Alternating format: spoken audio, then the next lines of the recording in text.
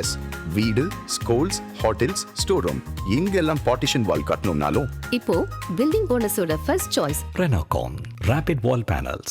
Holidays-nale அது நம்ம GT Holidays தான். GT Holidays, South India's #1 travel brand. You know you are special when you're with GT Holidays. எல்லா வானிலை மாற்றங்களுக்கும் பெஸ்டா இருக்கும் இந்த ரூபிலெக்ஸ் பெயிண்ட்ஸ். வர்ணம் பூசுவதற்கு மட்டுமல்ல, உங்கள் வீட்டை பாதுகாக்கவும் ரூபிலெக்ஸ் பெயிண்ட்ஸ். இன்னைக்கு தமிழ் தாய் வாழ்த்து பாட வைக்க முடிஞ்சில்ல, அன்னைக்கு சொன்னா கேட்கல. அவதானே அதான் அப்ப யாருக்கு ஆளுமை இல்லைன்னு அர்த்தம்? திமுகக்கு அந்த ஆளுமை இல்லையா? இன்னைக்கு வந்திருக்கக்கூடிய விஜய் அவர்களுக்கு அந்த ஆளுமை இருக்கு, அதை நம்ம ஏத்துக்கணும்ல. ஆனா தேசிய கீதம் 2 முறை பாடி இருக்குது, இசைக்கப்பட்ட சினிமாவினுடைய டப்பாங்குத்து பாட்டு ஒன்றும் இல்லையே தேசிய கீதம்ங்கிறது. இந்தியரா இருக்கக்கூடிய ஒவ்வொருத்தருக்கும் நம்ம போற்றி பாடக்கூடிய பாட்டு தானே தேசிய கீதம்ங்கிறது. அரசியல் ரீல்ஸ் ஒன்றும் கிடையாது இல்ல சார். இல்லைங்க, ரீல்ஸுங்கிறது என்னன்னா அது மக்கள் பார்க்கறது, எதை பார்க்கறாங்கிறது தான் இங்க முக்கியம். சரி, அமைச்சர்களுடைய நடவடிக்கைகளை தானே பார்க்குறாங்க. இன்னைக்கு ஒரு HRNC மினிஸ்டர் போயிட்டு ஒரு கியூல நின்று 2 மணி நேரம் நின்று போய் பார்த்து அங்கே குறைகளை கேட்குறாரு. இதே போன தடவை HRNC மினிஸ்டராக இருக்கிற வரைக்கும் ரீல்ஸ் வந்துச்சு. அவர் பாட்டு கடன் போனார், லைனில் இருக்கிறவங்க பூரா பிடிச்சி திட்டிகிட்டு இருந்தாங்க. அவர் வெளியே வரும்போது மக்களை திட்டிட்டு போனார். இதெல்லாம் நம்ம பார்த்தோம்ல, அதெல்லாம் ரீல்ஸ் இல்லையா? அப்போ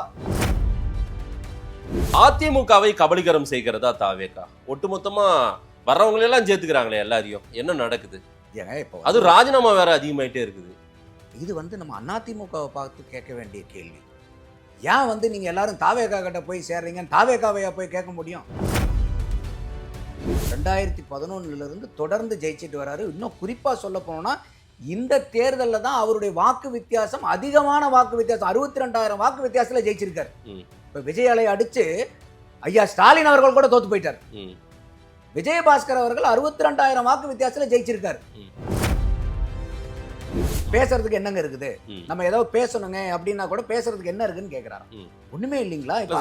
MC சம்பத்தோ, கடம்பூர் ராஜுவோ, விஜயபாஸ்கரோ இவங்கெல்லாம் அந்தந்த உடுமலை ராதாகிருஷ்ணன் அந்தந்த ஏரியாவில் வலிமையா இருந்தவங்க. ஆமா, அவங்களெல்லாம் விட்டுட்டு இப்போ எப்படி கட்சி நடத்துறது? அதைத்தான் நான் கேட்கிறேன். அப்போ இதை நீங்க தாவேகா மேல பழி போறது என்னங்க நியாயம்? இத்தனை வருஷம் 30 வருஷம் 40 வருஷம் 50 வருஷம் கட்சியில் இருந்த ஆளுங்க வெளியே போகும்போது அந்த கட்சி தானுங்க நடவடிக்கை எடுக்கணும். எடப்பாடியார் பையன் கட்சிக்குள்ளார வர்றது முக்கியங்கிறத நீங்க பேசணுமா?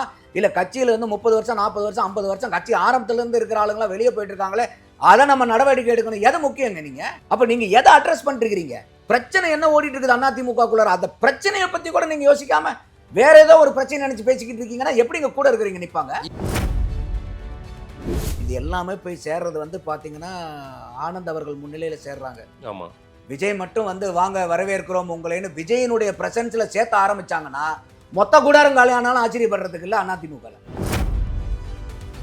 என்ன நினைக்கிறார் எடப்பாடி பழனிசாமி? யார் வேணா போய்க்கிங்க, நம்ம கட்சி நம்ம கிட்ட இருந்தா போதுன்னு நினைக்கிறாரான்னு புரியல. கட்சி வச்சுட்டு என்ன பண்ண முடியும்? அதுதான் எனக்கே புரியல.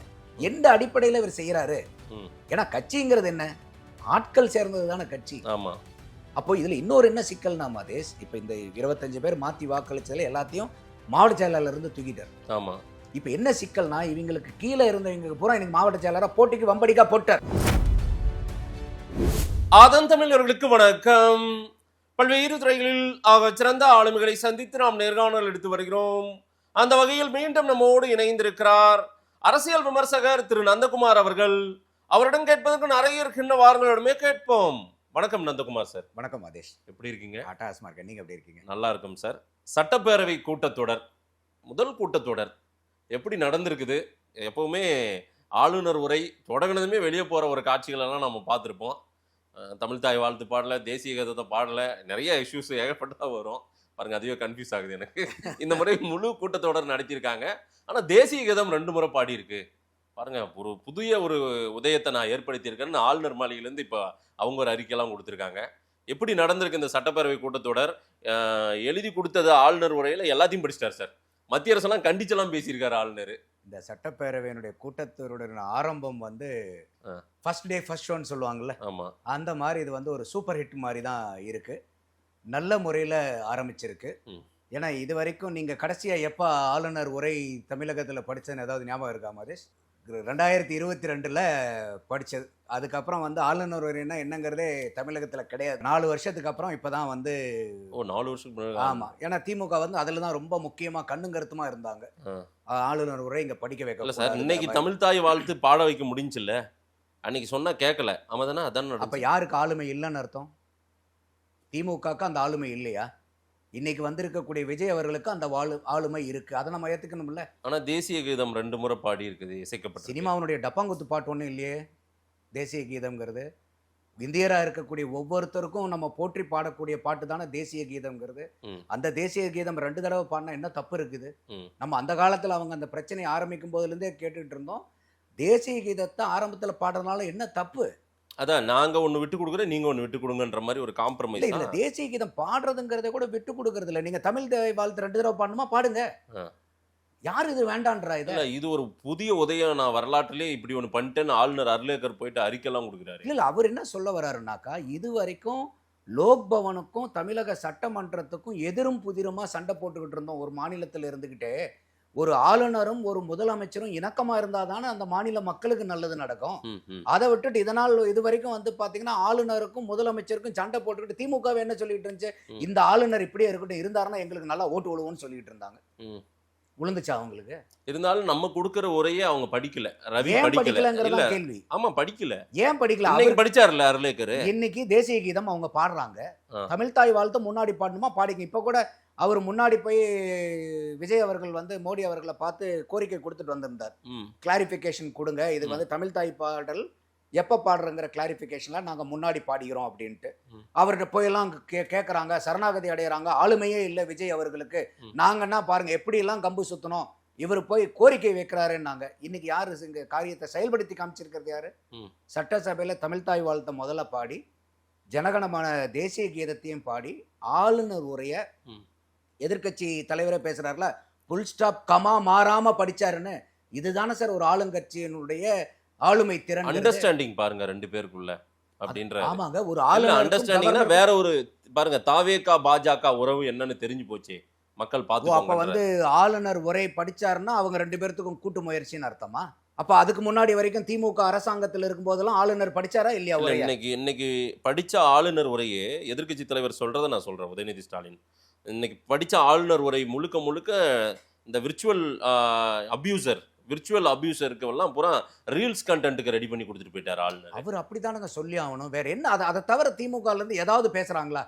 ரீல்ஸு, கண்டென்ட், ஜென்சி, இன்ஸ்டாகிராம், இதை தவிர அவங்க தேர்தலில் தோத்ததுக்கு அப்புறம் வேற ஏதாவது ஆக்கப்பூர்வமான சோஃபா, இதை தவிர வேற ஏதாவது அவங்க கிட்ட ஒரு பேச்சு ஏதாவது வந்துட்டு நடந்துட்டு இருக்கு. இதுல இன்னொன்னு என்ன சொல்றாருன்னா, பாருங்க இதெல்லாம் சொல்றாரு, இதெல்லாம் நாங்க திராவிட மாடலினுடைய சாதனைகள்ன்றாரு. சட்டம் ஒழுங்கு சீர்கெட்டு போச்சு, கரண்ட் இதெல்லாம் இல்லைங்க போது அதெல்லாம் உங்க ஆளுமையில வராதா? அதெல்லாம் முடிஞ்சு போச்சே சார். முடிஞ்சிச்சு, ஆட்சியை தூக்கி கொடுத்துட்டாங்கல்ல. என்னங்க வம்பா இருக்குது? அதையெல்லாம் உங்களுடைய நீட்சி. சட்டம் ஒழுங்கு பிரச்சனைக்கும் சிறுமிகள் பாலியல் வன்புணர்வு, பாலியல் தொல்லை, கொலை, கொள்ளை, இந்த சம்பவம் எல்லாம் ஏதோ திமுகவால் உருவாக்கப்பட்ட ஒன்றா என்ன? என்ன சொல்ல வரீங்க நீங்க? எத்தனை போக்சோ வழக்கு கடந்த 5 வருஷத்துல பதிவாச்சுன்னு நம்பர் இருக்கா? இப்ப தாவேகா நிர்வாகிகள் இத்தனை பேர் மேல வழக்குன்னு சொல்லி இப்ப வருது. நம்ம ஒவ்வொண்ணா இப்ப வருது. அதுக்கு தாவேகா பொறுப்பேற்க முடியுமா? நான் அதெல்லாம் கண்டிக்கிறேன் சார். நான் ஒரு பத்திரிகையாள பார்வையா சொல்றேன். திமுக காரங்க யாரோ ஒருத்தன் தப்பு பண்ணா அது திமுகன்றதும், இப்ப தாவேகால யாரோ ஒருத்தர் பண்ண தப்புக்கெல்லாம் தாவேகா மேல பழி சொல்றதுமே தப்பு. ஃபர்ஸ்ட் இல்லைங்க, அதெல்லாம் பழியே போடுங்க. அப்பதான் அந்த கட்சிக்காரங்க கரெக்டா இருப்பாங்க. அதுல எல்லாம் எனக்கு மாற்று கருத்து இல்ல.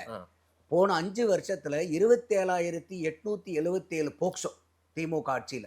சமூக நலத்துறை அமைச்சர் திருமதி கீதா ஜீவன் அவர்கள் சட்டமன்றத்திலையும் பேசியிருக்காரு, மேடையிலையும் பேசியிருக்காரு, பிரஸ் ரிப்போர்ட்டும் கொடுத்திருக்காரு. ஒரு வருஷத்துல 6,999 போக்சோ வழக்குகளுக்கு 104 கோடி ரூபாய் நஷ்ட ஈடு கொடுத்திருக்கோம்னு. அப்ப ஒரு வருஷத்துல 7,000னா ஒரு மாசத்துக்கு எவ்வளவு மதேஷ்? 583 போக்சோ வழக்குகள் ஒரு மாசத்துக்கு. இன்னைக்கு உதயநிதி ஸ்டாலின் அவர்கள் மீடியால பேசும்போது என்ன சொல்றாரு, இந்த கடந்த தாவே காட்சி வந்ததிலிருந்து 175 போக்சோ வழக்குகள்னு. 583 பெருசா 175 பெருசா? என்னுடைய பார்வை 5 நாள்ல 20 கொலைகள் நடந்திருக்குது. அப்படி பார்த்தா அந்த கணக்கெல்லாம் எடுத்து வச்சா, அந்த கணக்கையும் டேட்டா எடுத்தீங்கன்னா அதுதான் ஜாஸ்தி இருக்கும். அப்ப நம்ம இன்னைக்கு புள்ளி விவரமா பேசலாம் சார். இங்க தான் சிங்கப்பெண் அதிரடி படையெல்லாம் போடுறோம் சார். இல்ல சார், நான் கேக்குற क्वेश्चन நீங்க உள்வாங்கிக்கோங்க. இல்ல நான் நடக்க கூடாது. இல்ல நான் சொன்னது புரிஞ்சிருச்சு. கோயம்புத்தூர்ல என்னைக்கு ஒரு சிறுமி மேல கை வச்சானோ அன்னைக்கே இத தீவிர நடவடிக்கை எடுத்தாங்க.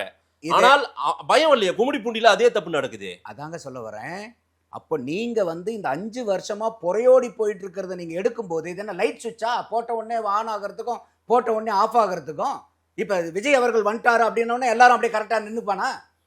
அதைத்தானே சார் நீங்க ஹின்னரிட் பண்றீங்க. நான் தான் சொல்றேனே, அந்த ஒரு வருஷத்துல 7000 வழக்குகள்ல இருந்து நீங்க எடுக்கிறீங்க. மாசத்துக்கு 583 போக்சோ கேஸ்கள் வழக்கு, ஒரு நாளைக்கு ஏறக்குறைய 20 போக்சோ வழக்குகள் ஒரு நாளைக்கு. Please understand this. ஒரு நாளைக்கு 20 போக்சோ வழக்குகள். அப்படி இருந்தது நீங்க எடுத்திருக்கும் போது அது சுத்தம் பண்றதுக்குலாம் நேரங்காலம் ஆகாதா? இதென்ன சுவிட்சா போட்ட உடனே லைட் ஆஃப் ஆகிறதுக்கு? அப்படிலாம் நடக்காது. அப்போ இவர் இன்னைக்கு உதயநிதி ஸ்டாலின் அவர்கள் கொடுக்கக்கூடிய புள்ளி விவரமே அவங்களுக்கு காட்டி கொடுக்குது. அப்ப மத்ததெல்லாம் எங்களுடைய சாதனைனா இது உங்களுடைய சாதனையினுடைய நீட்சி தானே சார்? இது சட்டம் ஒழுங்கு கெட்டு போனதும் உங்களுடைய ஆட்சியினுடைய நீட்சி தானே சார். இவரு தான் ஒரு மாசத்துல 10 நாள்ல எல்லாமே நான் வந்து உட்கார்ந்ததுமே எல்லாம் மாறிடும் தானே சொன்னாரு. ஏங்க அவர் சொல்லிட்டோம், ஒரு அரசியலுக்காக தேர்தலுக்கு பேசுறாங்க. நமக்கு தெரியாத வந்தா உடனே அப்படியே எல்லா குற்றங்களும் குறைஞ்சு போயிருமா? ஆனா குறைஞ்சுக்கிட்டு இருக்கு. இன்னைக்கு குறைஞ்சது நம்பரை எதுக்காக சொல்ல வரேன்னா சார் குறைஞ்சு அதுதாங்க சொல்றேன். ஒரு மாசத்துக்கு 583 போக்சோங்க. இந்த 40 நாள் 38 நாள்ல 175 போக்சோங்க குறைஞ்சிருக்கா இல்லையா? ஆனா இதுவும் இல்லாம இருக்கணுங்கிறதா என்னுடைய பார்வை. கடுமையாக்கப்படணும் தண்டனை. ஒரு குழந்தை மேல கை வைக்கிறானா அவனுக்கு இவ்வளவுதான் தண்டனையில் இல்லாத அளவுக்கு தப்பு செய்யறவனுக்கு கை நடுங்கணும். அதுலலாம் எனக்கு மாற்று கருத்து இல்லை. ஆனா இந்த கேள்வி திமுக கேட்கறதுக்கு என்ன தார்மீக உரிமை? உங்க நம்பர் ஒரு மாசத்துக்கு 583 போக்சோவை வழக்க பதிவு பண்ணிட்டு நீங்க வந்து 175 பார்த்து அதிகம் தான் 583 ஜாஸ்தியா 175 ஜாஸ்தியாங்கிற கேள்வியை நம்ம கேட்க வேண்டியது இருக்கா இல்லையா? நம்ம சொல்லலாம், இது கூட நடக்க கூடாதுன்னு நம்ம சொல்லலாம். அவங்க சொல்லலாமா? வாய தரங்க சிஎம் சார் அப்படின்னு பேட்ச் எல்லாம் போட்டு போயிருந்தாங்க உள்ள, பாத்தீங்களா? அதெல்லாம் நம்ம பார்த்தோம். இது எல்லா இதுலயும் நடக்கும்போது இப்ப திமுக ஆட்சியில் இருக்கும்போது அண்ணா திமுக காரங்க எத்தனை நாள் எத்தனை பேட்ச் இல்ல சார், எத்தனை பேனர்கள் சிஎம் பேசவே மாட்டேன்றாரு அப்படின்றாங்க. அவங்க பேசவே மாட்டேன். எப்ப சார் நீங்க பேசுவீங்க அப்படின்னு கேக்குறாங்க. உங்களுக்கு சிஎம் பேசினாலும் ஒரு மாசம் தூக்கம் வர மாட்டேங்குது. சிஎம் பேசலனாலும் பேசலன்னு பிடிச்சி நோன்றீங்க. எங்க பேசினா ஒரு மாசம்? திருச்சியில போய் பேசினாரு, ஒரு மாசம் அவங்களுக்கு தூக்கமே இல்லை. திமுக காரங்க. யார் சொன்னது தூக்கம் இல்லைன்னு? திமுக காரங்கள தான். ஆமாங்க, நாங்க புலம்பிக்கிட்டு தாங்க இருக்கோம் ஸ்டேஜ்ல பேசுறாங்க, ஒப்பாரி தாங்க நாங்க வைக்கிறோங்கன்றாங்க. இதுக்கு மேல திமுக காரங்க மீட்டிங்லயே பேசும்போது எப்படி சொல்றது? நம்ம ஒரு பக்கம் பேசினாலும் வருத்தப்படுறீங்க, பேசலனாலும் பேசலங்கிறீங்க. உங்களுக்கு கேள்வி என்ன? இப்போ சட்டமன்ற அலுவல் குழுன்னு அமைச்சிருக்காங்களா இல்லையா? இதுல எத்தனை பேர் ஆளுங்கட்சி, எத்தனை பேர் எதிர்கட்சி? மாதேஷ், எல்லாம் ஈக்குவலா இருக்கு, சரிசமமாவே கொடுத்திருக்காங்க. 17 பேர்த்துல 8 பேர் தான் அவங்க ஆளுங்கட்சியில் இருக்கிறீங்க. மீதி 9 பேர் வெளியே இருந்து தான் போட்டிருக்காங்க. இப்போ அப்போ இந்த சட்டமன்ற அலுவல் குழுவுக்கு வந்து சட்டமன்றத்தில் என்ன நடக்கணும், அவங்க சொல்றதை செய்யறாங்களா இல்லையா, கேள்வி கேட்கறது என்ன மாதிரி சட்டமன்றத்தில் நடக்கிறதுங்கிறது பூரா அந்த எம்பவருக்கு அந்த கமிட்டிக்கு இருக்குது. அது பூரா இருக்கீங்களே சார். இதை பூரா நீங்க எதுக்கு சார் கேள்வி கேளுங்க சார், பதில் சொல்லுவாங்க. எங்க சார் கேள்வி கேட்கறவளுக்கான சட்டமன்றம் இப்ப நடக்க போகுது, 3 நாள் நடக்க போகுது. கேள்வி பதில் கிடையாதுன்ட்டாரு தெரியுங்களா? சபாநாயகர் அபிஷியலா வந்துருச்சு. அப்புறம் எதுக்கு இந்த சபையை நடத்தணும்? கேள்வி பதிலே கிடையாதுன்ட்டார் சார். நான் உங்களுக்கு எடுத்து காட்டுறேன் அந்த செய்தியை, நீங்க பாருங்க. ஃபர்ஸ்ட் டைம் மினிஸ்டர்ஸ் இவங்கெல்லாம் எப்படி பேசுவாங்க, இவங்க என்ன கேள்விக்கு என்ன பதில் சொல்ல போறாங்க, எந்த ஏரியாவில் என்ன பிரச்சனை இருக்கு, இதெல்லாம் விசிட் பண்ணி இன்ஸ்பெக்ஷன் பண்ணிட்டு தான் இருக்காங்க. ரைட்டு, பட் இருந்தாலும் ஒரு கேள்வி பதில் நடக்கணும்ல, அது இல்லைன்னு தவிர்க்கிறது என்ன இது? அதுக்கு நீங்க சட்டமன்ற நடவடிக்கையினுடைய முறைமையை நம்ம தெரிஞ்சுக்கிட்டோம்னா இந்த டவுட் வந்து கிளாரிஃபை ஆகிடும். பிஸ்னஸ் அட்வைசரி கமிட்டின்னே ஒன்று வந்து அசம்பிளியில் இருக்கும். அவங்க தான் வந்து பார்த்தீங்கன்னா எத்தனை நாள் நடக்கிறது, என்ன டிஸ்கஸ் பண்ண போகிறோங்கிற அஜெண்டா. இப்போ இந்த 3 நாளுங்கும் போது இன்னைக்கு முதல் நாள் வந்து கவர்னர் பேசுறதோட முடிஞ்சு போச்சு. நாளைக்கு இந்த கவர்னர் பேசின பற்றி அவங்களுடைய விவாதங்கள் பூரா அங்கே நடக்கும். ஆளுந்தரப்புல இருந்தோ எதிர்கட்சியில இருந்தோ எல்லாருமே பேசுவாங்க. இவங்க பேசுறதுக்கெல்லாம் வந்து பாத்தீங்கன்னா கடைசியில வந்து முதலமைச்சர் வந்து பதில் சொல்லுவார். அது 23ஆம் தேதி சொல்லிருக்காங்க. இதுதான் இந்த செஷனுடைய பிசினஸ். இதுதான் இதுல வந்து என் ஊர்ல இந்த பிரச்சனை இருக்கு, அந்த பிரச்சனை இருக்குதுங்கிறத பேசுற செஷன் இது இல்ல நடந்திருக்கு கடந்த காலங்கள்ல. ஏன்னா ஆளுநர் உரை இருக்காது, அதனால நடந்திருக்கலாம். அப்ப கூட வந்து பாத்தீங்கன்னா ஆளுநர் உரையை சபாநாயகர் படிப்பார். அப்போ அந்த சபாநாயகர் படிச்ச அந்த ஆளுநர் உரை மேலதான் விவாதங்கள் நடந்திருக்குமே ஒழிய சரி என் ஊர்ல இந்த பிரச்சனை இருக்கு அந்த பிரச்சனை இருக்குன்னு அப்ப கூட எந்த எம்எல்ஏ துறை சார்ந்து அமைச்சர்கள் கிட்ட கேள்வி பதில் இருக்கலாம். அது எப்ப நடக்கும்னா மாதேஷ், இந்த பிஸ்னஸ்க்கு மேலே இப்போ வந்து ஒரு 5 நாள் நடக்குது, 6 நாள் நடக்குது, இந்த கவர்னருடைய உரை வாசிச்சாச்சு, அதுக்கு மேலே உண்டான விமர்சனங்களையோ வந்து பதில்களையோ வந்து எதிர்கட்சிகளும் சொல்லிட்டாங்க, முதலமைச்சரும் அதுக்கு பதில் சொல்லிட்டாரு அப்படின்னாக்கா அதுக்கப்புறமும் உங்களுக்கு டைம் இருந்துச்சுன்னா தான் கொஸ்டின் ஆன்சர் செஷன் நார்மலாக போகும்.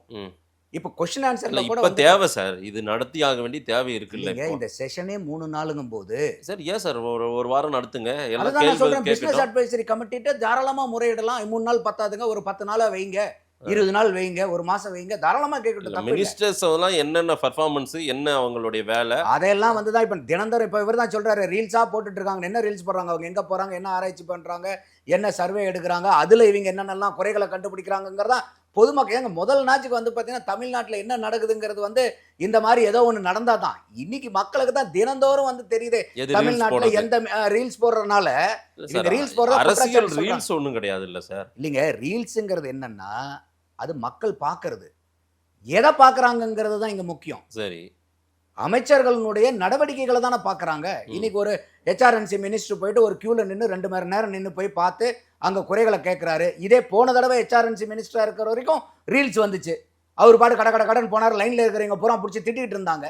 அவர் வெளியே வரும்போது மக்களை திட்டிட்டு போனார். இதெல்லாம் நம்ம பார்த்தோம்ல, அதெல்லாம் ரீல்ஸ் இல்லையா? அப்போ நம்ம ஒரு ரீல்ஸ் வரும்போது அதில் நல்லதும் பார்க்குறோம், கெட்டதும் பார்க்குறோம்ல. ஒரு அமைச்சர் ஏதாவது தவறு பண்ணியிருந்தாலும் மக்கள்கிட்ட அம்பலப்பட்டு போறாரா இல்லையா? தவேக அமைச்சர்களே அம்பலப்பட்டு போனாங்கல்ல சில பேர். ஒரு சுற்றுச்சூழலுக்கும் சுற்றுலாத்துறைக்கும் வித்தியாசம் இல்லையாங்கிறதெல்லாம் பேசணும்ல.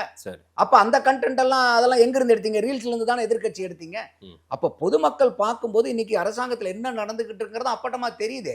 அப்போ இன்னைக்கு இந்த 3 நாள் நீங்க சொல்லக்கூடியது 3 நாள் செஷன் தான்னா, இன்னைக்கு கவர்னரோட முடிஞ்சு போச்சு. நாளைக்கு வந்து எல்லாமே வந்து அதுக்குண்டான நிறைகுறைகளை பத்தி எதிர்கட்சி ஆளுங்கட்சி எல்லாம் பேசுவாங்க. அப்புறம் முதலமைச்சர் வந்து 3வது நாள் பேசினார்னா நேரம் எங்க இருக்கு? உதயநிதி ஸ்டாலின் அவர்கள் சொல்றாங்க கோட் ஷூட் போடுறாருன்னு ஒரு ரீல்ஸ் வருது, வீடியோ வருது. அவரே டிஃபன் பாக்ஸ்ல அவர் கையால் அவரே சாப்பிட்டாருன்னு ரீல்ஸ் வருது. இதெல்லாம் பார்த்துட்டு என்னங்க நாட்டில் எவ்வளோ பிரச்சனை இருக்கு, அதையெல்லாம் பேசுவாரான்னு பேசாம இதெல்லாம் உட்காந்து பேசினுக்கிறாங்களே நாட்டில் அப்படின்றாரு. அதாவது அவர் அதை தான் பார்த்துருக்காருன்னு நினைக்கிறேன் நான். நாமெல்லாம் இதை பார்க்கல. அவர் கோட் ஷூட் போட்டு வர்றாரு, இல்லை வந்து டிஃபன் பாக்ஸஸ் சாப்பிட்றாரு. இந்த ரீல்ஸா நமக்கு முக்கியம். அப்போ எதிர்கட்சி தலைவரா இதுதான் நடக்குது, இதுதான் போய் சேருது மக்கள் கிட்டன்றாரு. இல்லை சார், நீங்க அதைத்தான் சார் பார்த்துருக்கீங்க. நீங்க கருப்பு கண்ணாடி போட்டு பார்த்தா எல்லாமே கருப்பா தெரியும், பச்சை கண்ணாடி போட்டு பார்த்தா அத்தனையும் பச்சையா தெரியும். இன்னைக்கு ஒவ்வொரு மினிஸ்டர்களும் போய் இன்னைக்கு ஆய்வு பண்ணிருக்காங்களே. இன்னைக்கு ஹெச்ஆர்என்சி நான் சொன்ன உதாரணத்துக்கு ரமேஷ் போய் பார்க்குறாரு. போக்குவரத்து துறை அமைச்சர் இன்னைக்கு வாரமான இந்த போய் பஸ் ஸ்டாண்டில் பூரா போய் பார்த்து வீக்கெண்டுகளில் வந்து 835 ஸ்பெஷல் பஸ் விட்டாங்களே, அதெல்லாம் ரீல்ஸில் அவர் பார்க்கலையா? அதே மாதிரி வந்து மைன்ஸ்னுடைய மினிஸ்டர் பிரபு அவர்கள் போயிட்டு ஆய்வு செஞ்சு ஒரு 67 இது வந்து அளவு பண்ணதை விட அதிகமாக ஆழமாக இருக்குது, இதை உடனடியாக இடைக்காலமாக நிறுத்தி ஆகணும்னு சொல்கிறாரு. 469 லாரிகள் வந்து அந்த மைன்ஸ் எக்ஸ்ட்ராக்ட் பண்ண மெட்டீரியலை டிரான்ஸ்போர்ட் பண்ணுறதுக்கு லைசன்ஸு இல்லைங்கிறனால வந்து அதை சீஸ் பண்ணியிருக்காங்க, சீசர் பண்ணியிருக்காங்க. இந்த ரீல்ஸ் எல்லாம் அவர் பார்க்கலையா? எத்தனை அமைச்சர்கள் போய் பண்ணிட்டு இருக்காங்களா? அதே மாதிரி வந்து கல்வி அமைச்சர் ராஜ்மோகன் சொல்றாரு, இல்லை இன்னைக்கு வந்து அந்த அசோசியேஷன் பிரைவேட் ஸ்கூல் அசோசியேஷன்ல இருக்கிறவங்களே வந்து சொல்றாங்க, பாருங்க இத்தனை நாளாக நாங்கள் வந்து 3 லட்சம் 5 லட்சம் கொடுத்து தான் ஒரு ரினியூவலை வாங்கணும், இன்னைக்கு 5 நயா பைசா இல்லாமல் எங்களுக்கு வந்து இப்போ ஸ்கூலுக்கு வந்து ரினியூவல் கிடைக்குது. இந்த ரீல்ஸ் அவர் பார்க்கலையா? பல டிபார்ட்மெண்ட்ல இருக்கக்கூடிய அசோசியேஷன் கான்ட்ராக்டர்ஸ் வந்து வெளியே வந்து எத்தனை பேர் எங்களுக்கு வந்து பார்ட்டி ஃபண்டை கேட்டு சித்திரப்பாதை பண்ணுவாங்க, எங்களுக்கு லஞ்சம் வாங்குவாங்க, 30-35% நாங்கள் லஞ்சம் கொடுத்துக்கிட்டு இருக்கணும். இப்போ இருக்கக்கூடிய அமைச்சர் ஆதவ அர்ஜுனா அவர்கள் வந்து எங்களுக்கு எந்த விதமான பார்ட்டி ஃபண்டும் வேண்டாம், லஞ்சமும் வேண்டாம், ஆனால் சரியான வேலை செய்யலைன்னா உங்க மேல நடவடிக்கை எடுக்கிறோம்னு சொல்றாரு. இந்த ரீல்ஸ் எல்லாம் அவர் பார்க்கலையா எல்ஓபி?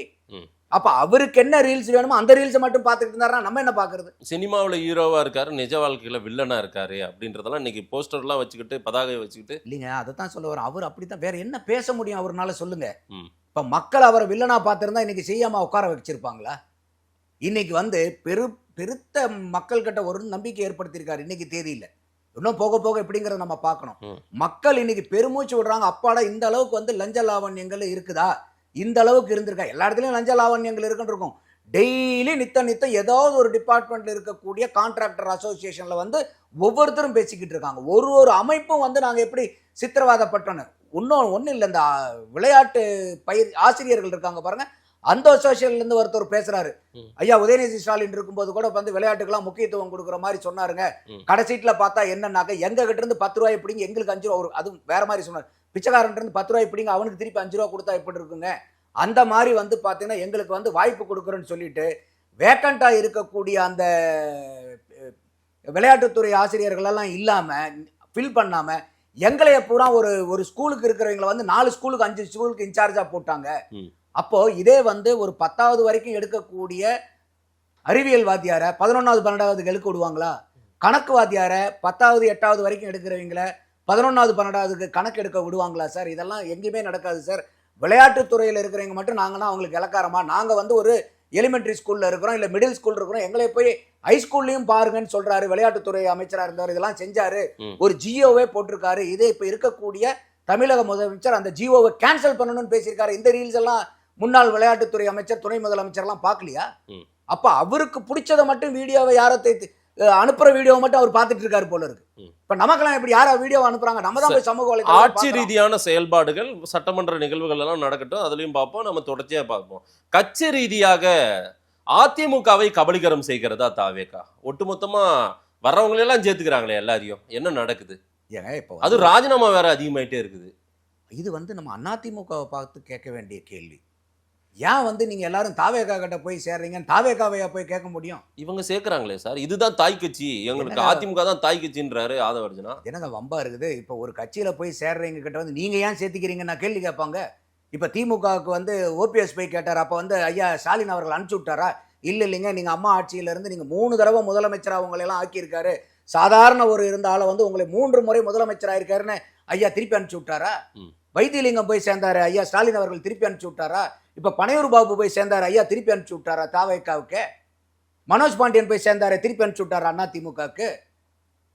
அப்ப எந்த கட்சிக்காரங்க வந்து திருப்பி அனுப்பிச்சிருக்காங்க? ஐயோ நாங்க சேர்த்துக்க மாட்டாங்க. அது எப்படி அதிமுகவினர் மட்டும் குறிவைத்து இங்க சேர்க்கப்படுறாங்க, அதிகமா போறாங்க, அந்த நிகழ்வுகள் நடக்குது? அது எம்எல்ஏக்களை ஜெயிச்சவங்க. திரு விஜயபாஸ்கர் பாருங்க, ராஜினாமா பண்றாரு வேக வேகமா.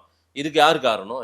இங்க ஏதோ ஒரு ஆஃபர் கிடைக்குதுன்றதுனால தானே அதை ரிசைன் பண்றாங்க. ஏன்னா மக்கள் ஓட்டு போட்டு ஜெயிச்சவங்க ரிசைன் பண்ணிட்டு அங்க போறாங்கன்னா அப்போ வேற ஏதோ ஒரு பெரிய ஆஃபர் இருக்கு போலயே. அதை தான் சொல்றேன், இந்த கேள்வி நம்ம அதிமுகவை பார்த்து கேட்கணும். ஒரு எம்எல்ஏவா இருக்கிறது கூட இப்போ விஜயபாஸ்கர் நீங்க சொன்னனால கடந்த 4 முறையா ஜெயிச்சிட்டு இருக்காரு. ஆமா, 2011 இருந்து தொடர்ந்து ஜெயிச்சிட்டு வராரு. இன்னும் குறிப்பா சொல்ல போனோம்னா இந்த தேர்தலில் தான் அவருடைய வாக்கு வித்தியாசம் அதிகமான வாக்கு வித்தியாசம், 62,000 வாக்கு வித்தியாசத்துல ஜெயிச்சிருக்காரு. இப்ப விஜய் அலை அடிச்சு ஐயா ஸ்டாலின் அவர்கள் கூட தோத்து போயிட்டார். விஜயபாஸ்கர் அவர்கள் 62,000 வாக்கு வித்தியாசத்துல ஜெயிச்சிருக்காரு. கடம்பூர் ராஜா அவர் பேசும்போது சொல்றாங்க, அன்னைக்கு அந்த ஒரு பேட்ச் போய் சனிக்கிழமை ஆனா அங்க வந்து இணைப்பு விழா நடக்கிற அளவுக்கு எல்லா கட்சியிலும் ஆளுங்க போயிட்டு இருக்காங்க. திமுக இருந்து டி நகர் முன்னாள் எம்எல்ஏ கருணாநிதி போய் சேர்ந்தார், அது தெரியும்ல? அவர் அப்ப முன்னாடியே சேர்ந்தார் சார். எப்ப சேர்ந்தாரு? அவர் பிரச்சாரமே பண்ணிட்டார் சார் அப்பவே. இல்ல இப்ப கட்சியில விஜயதாரிணி எல்லாம் போய் சேர்ந்தாங்களா? அன்னைக்கு போய் சேர்ந்தாரு, கட்சியில சேர்ந்தாரு. அவர் முன்னாடியே ஓட்டியே கேட்டார். அவர் இல்ல, அவர் வந்து அவருடைய மகள் வந்து போய் வேலை பார்த்தாங்க. இருந்தாலும் மறைமுகம் வீடியோ எல்லாம் போட்டு அவர் வந்து கட்சியில போய் சேர்ந்தது, இப்ப போய் சேர்ந்திருக்காரு. ராஜான் பலன் ஓட்டு போடாதீங்கன்னு சொன்னார் அவர். அது என்ன காரணம் சொல்றாருன்னா, அவர் வந்து அவருடைய அண்ணன் பையனா இருந்தா, சகோதரனுடைய பையனா இருந்தா கூட அவர் மாமன்ற உறுப்பினராக இருக்கும்போது செய்ய வேண்டியதை மக்களுக்கு செய்யல, திருப்பி அவருக்கு சீட்டு கொடுக்கும்போது அவருக்காக நான் போய் முட்டு கொடுக்க முடியாது, மக்கள்கிட்ட அந்த அளவுக்கு கோபமா இருக்குங்கிறனால தான் நான் அவருக்கு போய் பிரச்சாரம் பண்ணலன்னு இதையும் பேசியிருக்கிற வீடியோ நான் பார்த்தேன். அப்போ அந்த அளவுக்கு இருக்கக்கூடிய இப்ப திமுக இருந்து போய் சேர்றாங்க, வக்கீல் அணியில இருந்து போய் சேர்ந்துகிட்டு இருக்காங்க.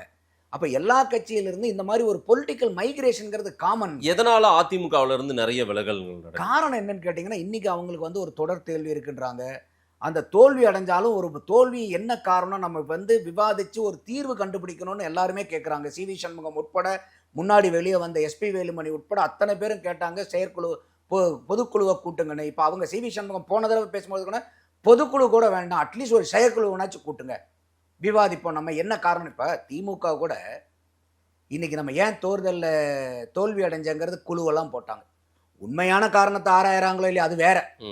ஆனா ஏதோ ஒன்று செய்யறாங்கல்ல, பெட்டியில எல்லாம் எடுத்து போனாங்க. கடைசீட்டில் வந்து பாத்தீங்கன்னா 36 பேர்த்த போட்டுட்டு அது அவர் ரிசல்ட் வரதுக்கு முன்னாடி ஐயா சொல்லிட்டாரு, நம்ம தோத்ததே இன்ஸ்டாகிராம்னால தான், ஜென்சினால தான், எல்லாமே சொல்லிட்டாங்கன்னு வச்சுக்கோங்க. இருந்தாலும் ஏதோ ஒரு நடவடிக்கை செய்யறாங்களே. இன்னைக்கு வரைக்கும் அதிமுக தேர்தல் ரிசல்ட் வந்ததுல இருந்து ஏன் நம்ம தேர்தலில் தோத்தங்கிறது எங்கேயாவது ஒரு மீட்டிங் நடந்து நீங்க பொது வெளியில பாத்திருக்கீங்க? இல்ல. அப்ப இதை யார சார் கேள்வி கேட்கணும்? யார் சார் தப்பு? அதிமுகவுடைய தப்பு தானே. அப்போ இப்ப அதிமுக யாரு தலைமை தானே நம்ம கேட்டோம். எடப்பாடியார். இப்ப எடப்பாடியார் அவர்கள் தானே எல்லாத்தையும் இழுத்து பிடிக்க வேண்டிய கடமை இருக்கு. முனுசாமி அவர்களுக்கும் அந்த கடமை இருக்கு. துணை பொதுச் செயலாளர் நீங்க இதுக்கு உட்கார்ந்துருக்கீங்க. அப்போ இப்ப கடம்பூர் ராஜு அந்த உடுமலை ராதாகிருஷ்ணன்லாம் பேசும்போது அவங்க பேசும்போது நாங்க 40 வருஷமா அதிமுகல இருக்கோன்றாங்க. இப்ப தாடி பாலாஜின்னு ஒருத்தர் இருந்தார் தெரியுமா? அவர் இந்த லட்சிய ஜனநாயக கட்சியில போய் சேர்ந்தார், மறுபடியும் வெளியே வந்துட்டார். இவருக்கு அந்த கட்சி என்னைக்கு ஆரம்பிச்சது, இவர் என்னைக்கு போய் சேர்ந்தாரு, என்னைக்கு வந்ததுங்கிற வெறும் குறுகிய காலம்.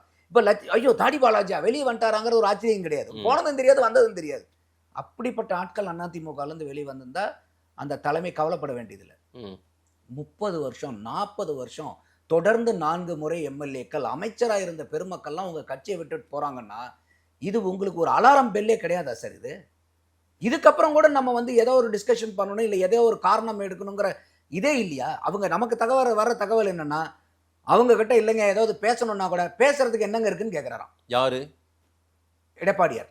ஓ, இப்போ வெளியே போனவங்க சொல்றாங்க பேசுறதுக்கு என்னங்க இருக்குது, ம். நம்ம ஏதாவது பேசணுங்க அப்படின்னா கூட பேசுறதுக்கு என்ன இருக்குன்னு கேட்குறாராம். ம். ஒண்ணுமே இல்லைங்களா? இல்ல இப்ப சார், அதிமுக எம்சி பேசுறதுக்கு? சம்பத்தோ, கடம்பூர் ராஜுவோ, விஜயபாஸ்கரோ இவங்கெல்லாம் அந்தந்த உடுமலை ராதாகிருஷ்ணன் அந்தந்த ஏரியாவில் வலிமையா இருந்தவங்க. ஆமா, அவங்களெல்லாம் விட்டுட்டு இப்போ எப்படி கட்சி நடத்துறது? யாரை அதைத்தான் வச்சு? நான் கேட்கிறேன். அப்போ இதை வந்து நீங்க தாவேக்கா மேல பழி போறது என்னங்க நியாயம்? இத்தனை வருஷம் 30 வருஷம் 40 வருஷம் 50 வருஷம் கட்சியில் இருந்த ஆளுங்க வெளியே போகும்போது அந்த கட்சி தானுங்க நடவடிக்கை எடுக்கணும். ஏப்பா போறாங்க? இப்ப ஒரு இல்ல, நிறுவனத்திலே கரண்ட் கம்பி, அதாவது அதிமுகன்ற கரண்ட் கம்பியை தொற்றாதீங்க, ஷாக் அடிச்சிரும் பாத்துக்கோங்க, அப்புறம் விஜய்க்கு ஏதாவது ஆச்சுன்னா நாங்க பொறுப்பு இல்லை அப்படின்னு எல்லாம் ஆர்பி உதயகுமார் பேசினார். பாத்தீங்களா? ஐயோ, அவர் பேசினதெல்லாம் நான் பார்த்தேன். அவர் என்ன சொல்றாருன்னா, நீ வந்து இங்க இருந்து ஆட்சியில இருந்து அதிகாரத்துல இருந்து மந்திரி பதவியில இருந்து கொள்ளை அடிச்சு சொத்து சம்பாரிச்சு வச்சிருக்கிறோம், நீ வந்து போறதுன்னா நீ சொத்தை பூரா நீ வந்து கட்சிக்கு எழுதி வச்சுட்டு நீ போன்றாரு. சூப்பரா பேசினார், எனக்கு அருமையா பிடிச்சது. அட்டகாசமான டைலாக். இது கட்சியை விட்டு வெளியே போனா மட்டும்தான் கொள்ளையடிக்கிறது பூரா திருப்பி கொடுக்கணுமா, இல்ல அந்த கட்சியில இருந்தா கொள்ளையடிக்கிறது பூரா நியாயமா? அப்ப அவர் என்ன சொல்ல வர்றாருன்னா, நீ ஆட்சியை அதிகாரத்தை பயன்படுத்தி எவ்வளவு வேணா கொள்ளையடிச்சுக்கோ, கொள்ளையடிக்கிறது தப்பு இல்லை, ஆனா இந்த கட்சியிலேயே இருக்கணும். என்னங்க நியாயம் இது?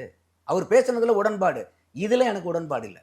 அப்ப எடப்பாடியார் அவர்களையும் சொத்து வைக்கட்டும், ஆர்பி உதயகுமாரும் சொத்து வைக்கட்டும். அதிமுகவில் இருக்கிற அத்தனை பேரும் தாங்கள் அரசியல்ல பதவியில வந்த காலத்துல என்ன சொத்து இருந்துச்சு, இப்ப இது வரைக்கும் என்ன சொத்து இருக்கு, அந்த சொத்துக்கு உண்டான வித்தியாசம் அதெல்லாம் எப்படி வந்துச்சு, இது அதிமுக எழுதி கொடுக்காதீங்க, தமிழக அரசாங்கத்துக்கு எழுதி கொடுங்க.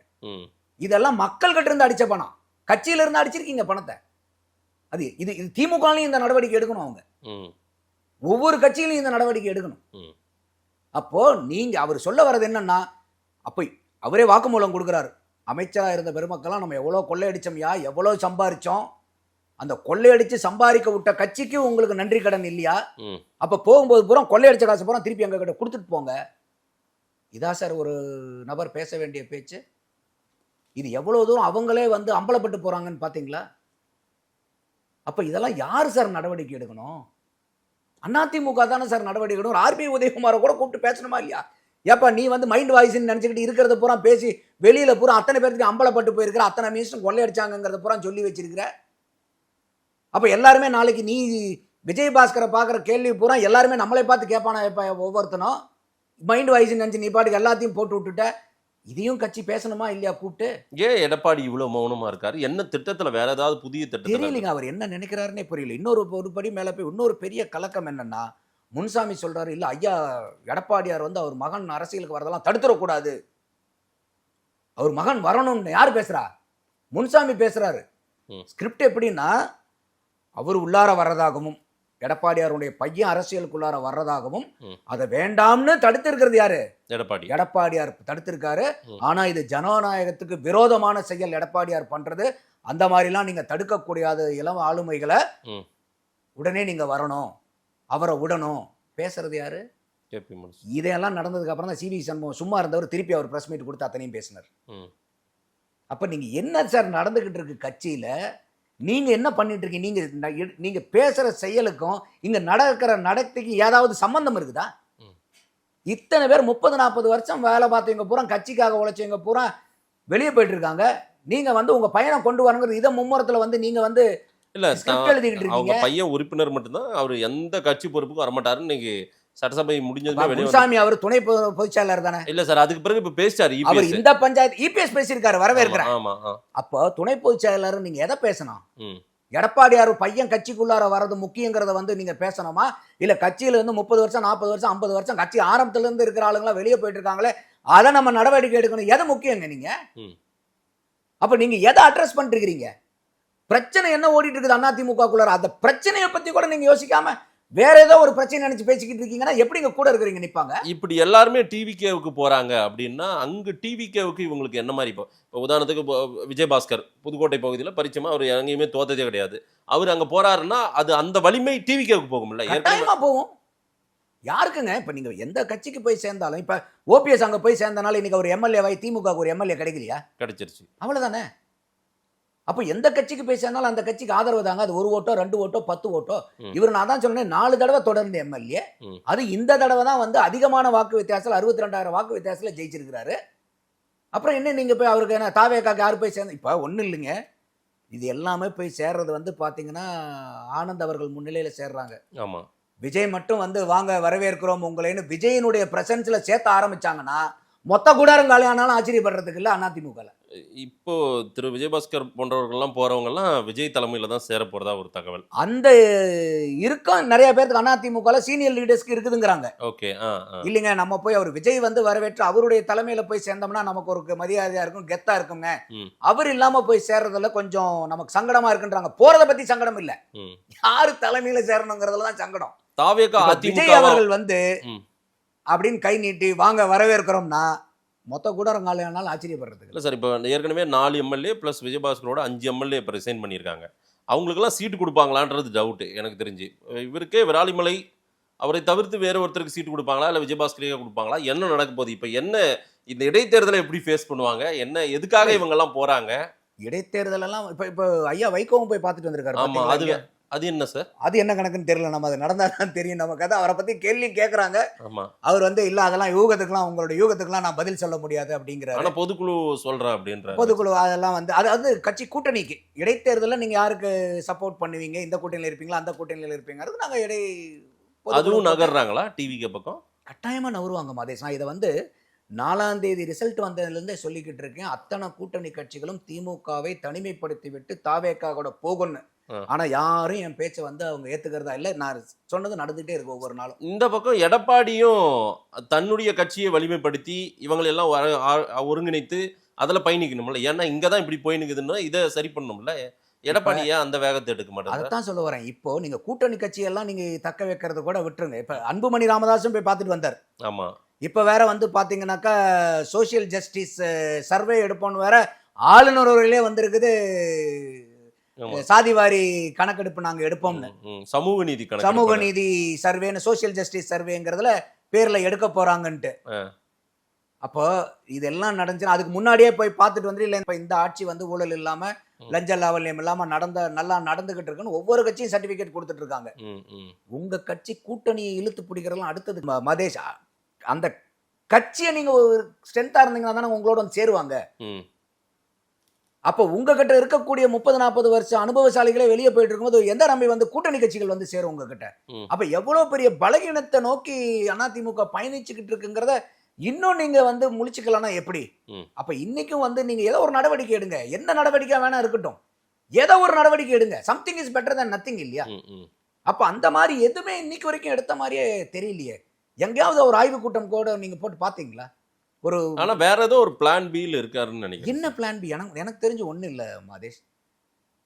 இப்படியே இருந்தாங்கன்னா எனக்கு தெரிஞ்சு என்னுடைய இடத்துல பாட்டாளி மக்கள் கட்சி கூட அதிமுக கூட நிற்காது. அதெல்லாம் நம்ம ஏற்கனவே பார்த்துருக்கோம். அதிமுக காரங்களே அதிமுக கூட நிற்காது. 2024 அதிமுகவுடைய இதில் தான் இவர் ராஜ்யசபா எம்பி ஆகிறாரு. பாராளுமன்ற தேர்தலில் யார் கூட போய் கூட்டணி வச்சாரு? பாரதிய ஜனதா கூட போனார். அதெல்லாம் ஏற்கனவே நடந்திருக்கு. அப்போ இன்னைக்கு வந்து உங்களோட போட்டி போட்டுட்டு இருக்காங்க. கூட்டணியில இருந்து தான் போட்டி போட்டு ஜெயிச்சாங்க 4 எம்எல்ஏ. இப்போ அதில் கூட வந்து புதுசாக எம்எல்ஏ ட்ரைனிங்ல சௌமியா அன்புமணியும் போய் அந்த ட்ரைனிங் எடுத்துக்கிட்டாங்க. நீங்க பார்த்துருப்பீங்க. இல்லை எல்லாருமே போனாங்க சார். எல்லா கட்சி எம்எல்ஏவும் போனாங்க. அதிமுகல இருந்து ஒரு எம்எல்ஏ போயிருந்தாங்க. வன்னியரசு போய் உட்கார்ந்துருந்தாரு. இவங்க இருந்தாங்க. திமுகல இருந்து யாரும் போனாங்களான்னு எனக்கு தெரியல. எனக்கு தெரிஞ்சு அது தெரியல. பட் இந்த மாதிரிலாம் நடந்துகிட்டு இருக்கும்போது ஏதோ ஒரு வகையில தாவேகா மற்ற கட்சிகளுடைய நம்பிக்கையை பூரா எடுத்துக்கிட்டு இருக்கு. அவங்களுடைய நடவடிக்கையின் மூலியமாவோ அவங்க பவர் ஆகிக்கிட்டு இருக்கிறது மூலியமாவோ. ஆனால் இந்த திமுகவும் ஏதோ ஒரு வகையில் பலகீனமாக இருந்தால் கூட நாங்கள் பலமாக இருக்கோம்னு காமிக்கிறதுக்கு ஏதாவது ஒன்று செஞ்சுட்டு இருக்காங்க. அதிமுக ஒன்றுமே செய்யலன்னா நீங்கள் போகிறவங்களை பூரா நீங்கள் ஆர்பி உதயகுமார் மாதிரி உட்காந்து வீடியோவில் திட்டிக்கிட்டு இருந்தீங்கன்னா என்ன சார் நடக்கும்? இருக்கிறவங்க கூட போகலான்னு தானே நினைப்பாங்க. நீங்கள் இழுத்து பிடிக்கிறதுக்கு என்ன நடவடிக்கை எடுத்துறீங்க? யாராவது ஒரு போகிறன்னு சொல்லி அந்த போகிற நபரை கூப்பிட்டு நீங்கள் இது வரைக்கும் டிஸ்கஷன் பண்ணியிருக்கீங்களா? இப்போ ஒரு நிறுவனத்தில் வேலை பார்க்குறவங்க கூட ஒரு நல்ல வாய்ப்பு இருந்தால் நிறுவனம் மாறி போவாங்க மாதேஷ். அவங்கள கூட கூப்பிட்டு ஆனால் அந்த நிறுவனம் என்ன பண்ணும்? இவர் நல்ல ஊழியரியா, இவரை விடக்கூடாது. அப்போ அவரை கூப்பிட்டு ஏன் சார் போறீங்க, எதனால போறீங்க, உங்களுக்கு என்ன பிரச்சனை இருக்கு, உங்களுக்கு என்ன தேவைகள் இருக்கு, என்ன உங்களுக்கு நாங்கள் கம்பெனி செஞ்சு கொடுத்தா நீங்கள் இருக்க முடியும், இதெல்லாம் கேட்டு செய்ய முடிஞ்சதுன்னா செய்வாங்க. செய்ய முடியலன்னா இல்லப்பா உங்களுடைய டிமாண்ட் எல்லாம் ரொம்ப ஓவர் டிமாண்டா இருக்கு, பட் இருந்தாலும் நீங்க நல்ல ஊழியர், நீங்க போற இடத்துல நல்லா பண்ணுங்க, திருப்பி ஒரு வாய்ப்பு இருந்துச்சுன்னா நம்ம கம்பெனிக்கு எப்போ வேணா வாங்க வாழ்த்துறோம்னு தான் அனுப்புவாங்க. இந்த மாதிரி எங்கேயாவது அதிமுக இது வரைக்கும் நடந்துருச்சுன்னு வெளியே வந்த ஆள்கள் யாராவது சொல்லியிருக்காங்களா மதேஷ்?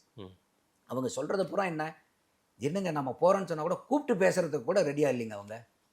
அப்புறம் எப்படிங்க அப்போ போறீங்கன்னு எப்படி வேணா போய்க்கிங்கன்னு விடும்போது என்ன பண்ணுவாங்க மதேஷ்? அரசியல்வாதிகளுக்கு எப்பயுமே கடந்த கால அரசியலை விட எதிர்கால அரசியல் தான் முக்கியம். கடந்த காலம் பூரா இறந்த காலம் தான் அது.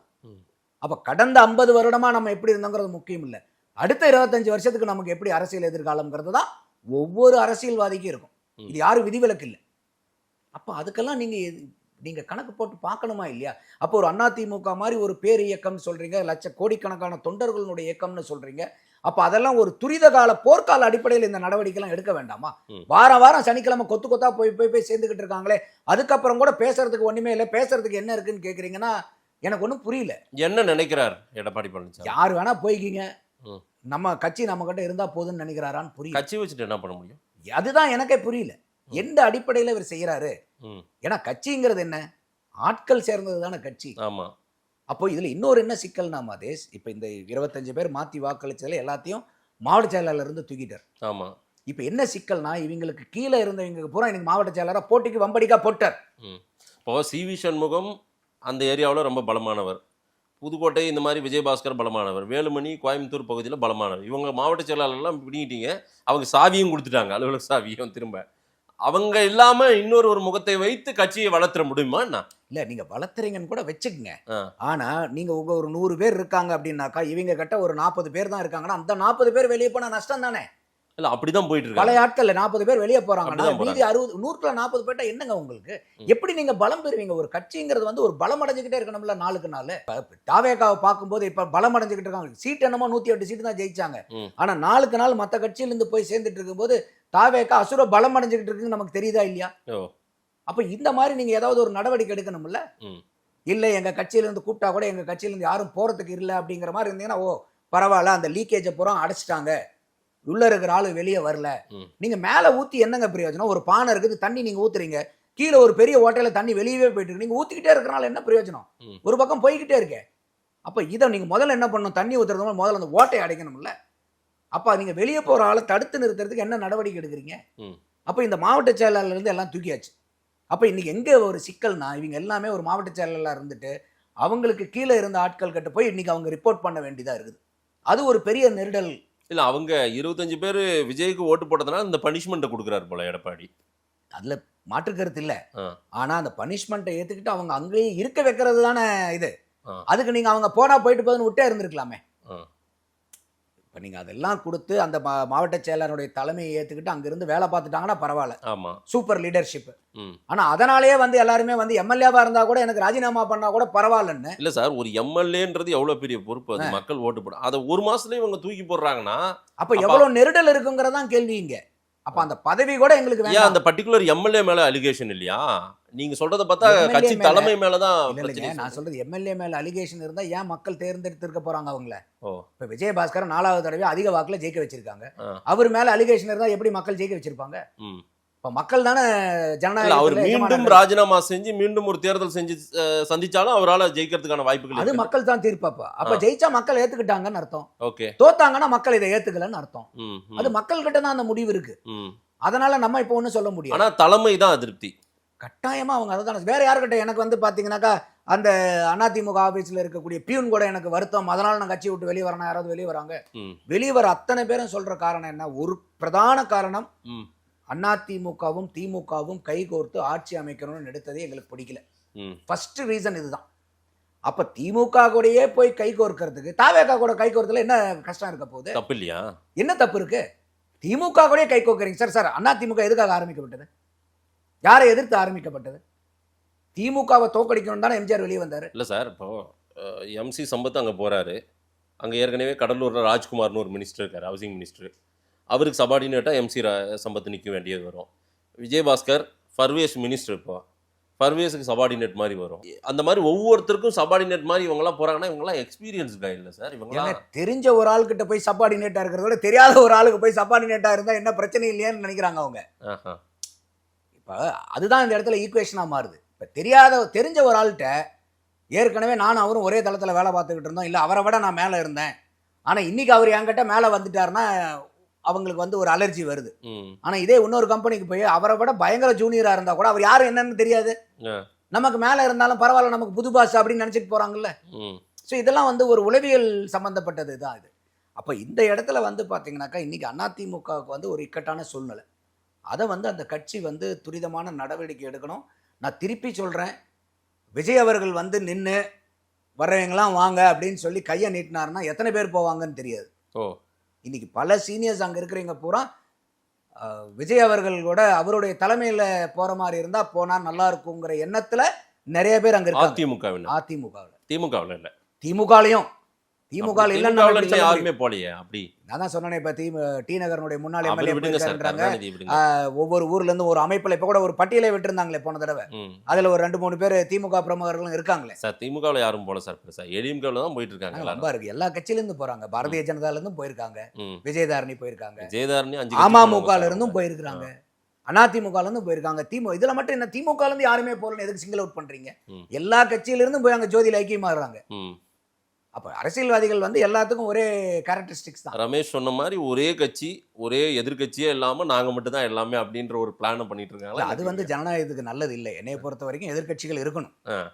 ஆனா அவரே அந்த மேடையில் என்ன அவர் திருப்பி பதில் சொல்லும்போது, அப்ப நாங்க வந்து 230 நாள் தொகுதியும் ஜெயிப்பீங்களா, அப்ப எந்த அடிப்படையில் சொன்னீங்க, வேற எந்த கட்சிக்காரங்க இருக்க மாட்டாங்கன்னு தானே சொன்னீங்க. அப்ப வந்து கரெக்டான அவர் திருப்பி அதுக்கு பதில் சொல்றாருன்னு வச்சுக்கோங்க. சரி. நம்மளை பொறுத்த வரைக்கும் ஒரு பொதுஜனமா என்னன்னா, ஒரு நல்ல ஸ்ட்ராங்கான எதிர்க்கட்சி இருந்தாதான் அது ஜனநாயகத்துக்கு நல்லது, ம். மக்களுக்கும் நல்லது, ஆள்றவங்களுக்கும் அப்பதான் நல்லது. சரி. ஏன்னா கேள்வி கேட்கறதுக்கு யாராவது இருக்கணும். நிறைய விஷயங்கள் சார் மக்கள்கிட்ட கொடுப்போம். சட்டசபை தொடங்கி அதிமுகவில் என்ன நடந்து கொண்டிருக்கிறது உள்ளிட்ட பல விஷயங்கள் பேசியிருக்கோம். நேரில் வந்து நேரம் கொடுத்து பேசும்போது நன்றி நந்தகுமார் சார். நன்றி மாதேஷ்.